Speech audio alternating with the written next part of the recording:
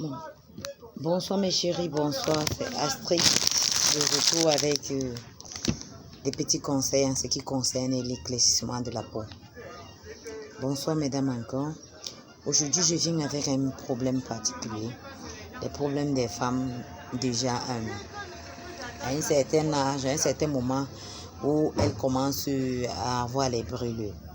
Quand la brûlure commence sur le visage de quelqu'un qui utilise les laits très éclaircissants, les laits très forts, ça commence d'abord ici. Ça laisse autour des lèvres, la lèvre supérieure, là, ça laisse une tache sombre. La tache est sombre comme si elle avait une poussée de barbe.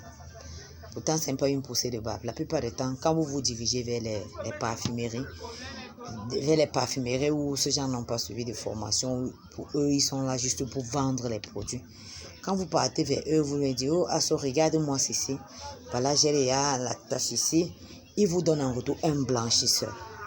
Et ce même blanchisseur, c'est le même blanchisseur qui vient aggraver le problème. Donc, ce qui fait que c'est ça qui vient aggraver le problème. Alors que quand vous vous éclaircissez la peau et que vous remarquez qu'il y a une tache, que la tache noircit déjà, la meilleure chose à faire, c'est de stopper.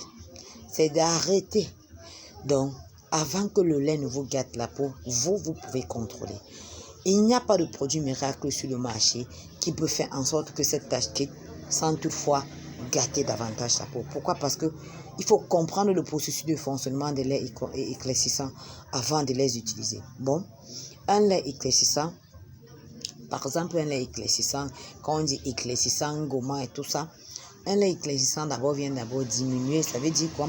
Ça diminue la production de mélanine. Donc ce qui fait, et ça gomme les premières couches de peau que vous avez. La première couche de peau, ça diminue tout cela. C'est pour ça que parfois certaines personnes, quand ils utilisent des laits, après se retrouvent avec les veines se voient encore plus. Pourquoi? Parce que la peau est déjà tellement fine.